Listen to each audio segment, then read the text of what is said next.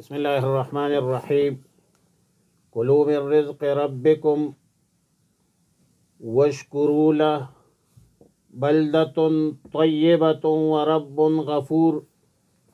پارہ 22 سورہ سبا، رکوع 2، آیات نمبر 15-16۔ فرمایا فَأَرْسَلْنَا عَلَيْهِمْ سیل العرم۔ عرم کے کئی معانی ہیں اور متعدد معانی کے لیے استعمال ہوتی ہے۔ مفسرین بئی مقام سیاق الکلام یا سیاق القرآن کی مناسبت سے بن کا ترجمہ کرتے ہیں۔ قاموس اللغات، صحاح جوہری وغیرہ کتب لغت میں یہی معنی موجود ہے، اور سیدنا عبداللہ ابن عباس رضی اللہ تعالی عنہما بھی عرم کا ترجمہ سد سے کرتے ہیں، بن سے کرتے ہیں، قذافی القرطبی، جس کو آج کل کے اصطلاح میں ہم ڈیم کہتے ہیں۔ تفسیر ابن کثیر لکھتے ہیں کہ یمن کے دارالحکومت صنعاء میں 3 منزل کے مسافت پر ایک شہر آباد تھا جس کا نام معارب تھا، جس میں قوم سبا آباد تھی، اور 2 پہاڑوں کے درمیان وادی میں یہ شہر آباد تھا۔ ان دونوں پہاڑوں کے درمیان ایک مضبوط ڈیم بھی بنایا تھا، جو پہاڑوں سے آنے والے سیلابوں کو روکتے تھے، پانی کو روکتے تھے، پانی کو جمع کرتے تھے، اور ڈیم سے پانی نکالنے کے لیے 3 دروازے بھی انہوں نے بنائے تھے، جو بطور آبپاشی زرعی زمینوں کے لیے استعمال کرتے تھے۔ شہر کے دائیں بائیں طرف 2 پہاڑ تھے۔ ان 2 پہاڑوں کے کناروں پر باغات لگائے تھے۔ باغات تو بہت زیادہ تھے، مگر قرآن کریم جنتان یعنی 2 باغوں کے لفظ سے تعبیر کرتے ہیں۔ وجہ یہ ہے کہ ایک رخ پر ایک طرف کے باغات، دوسرے رخ پر دوسرے طرف کے باغات۔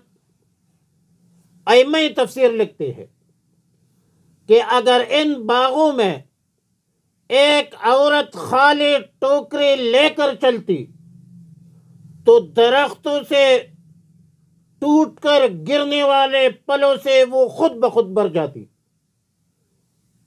قذافی تفسیر ابن کثیر۔ اور پھر فرمایا کلوا من رزق ربکم واشکروا لہ۔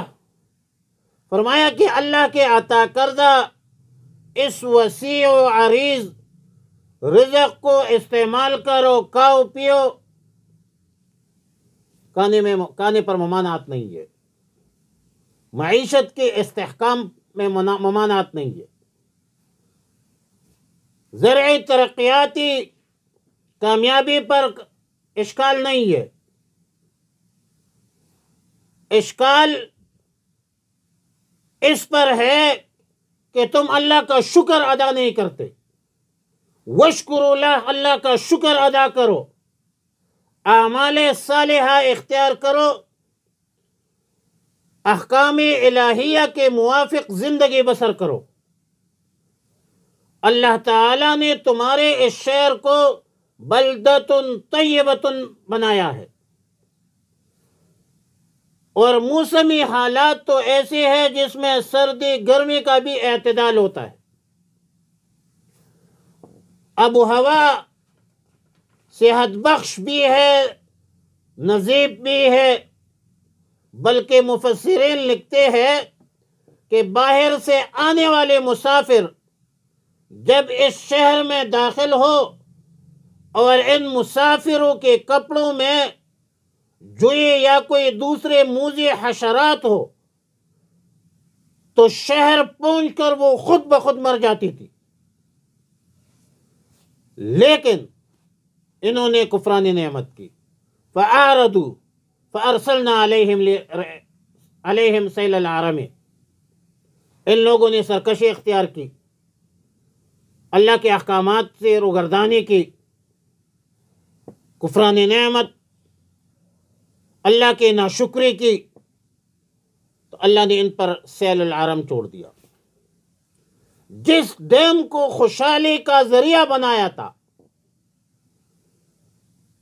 جس ڈیم کو زرعی ترقی کا وسیلہ بنایا تھا،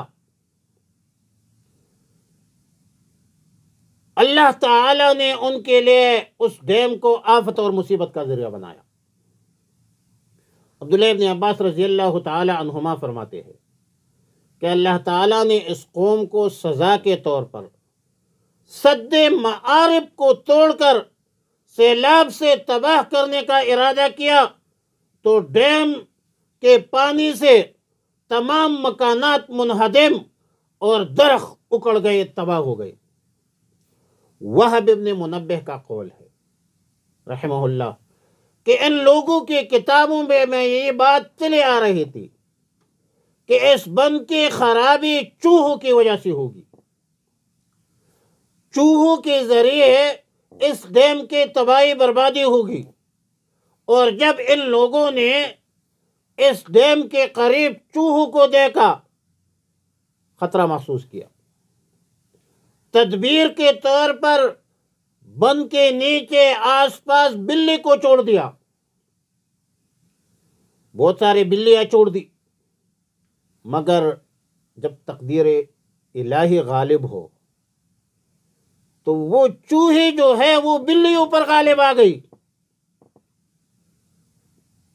ڈیم کی بنیاد میں وہ چوہے داخل ہو گئے. تدبیر کند بندہ تقدیر زنت خندہ. تاریخ روایات میں ہے کہ بعض دور اندیش لوگوں نے جب ڈیم کے قریب چوہوں کو دیکھا تو دوسرے علاقوں میں منتقل ہونا شروع ہو گئے. اور مسند احمد کی روایت میں ہے کہ جن 10 قبائل مذکور ہے رسول اللہ علیہ وسلم کی روایت میں، یہ وہ لوگ ہیں جنہوں نے علاقہ کو چھوڑ دیا تھا. فرمایا کلو کاؤ من رزق ربکم، رزق میں سے اپنے رب کے، وشکروا لہ اور شکر کرو اللہ کا. بلدۃ طیبۃ، یہ شہر ہے پاکیزہ، ورب غفور اور رب ہے بڑا بخشنے والا. فاعرضوا، پس انہوں نے منہ موڑ لیا، اعراض کیا، روگردانی کی. فارسلنا، پھر ہم نے بھیج دیا، علیہم ان پر، سیل العرم، سیلاب زور کا، ڈیم کا. وبدلناہم، اور بدلے میں دے ہم نے ان کو، بجنتین، ان کے 2 باغوں کے،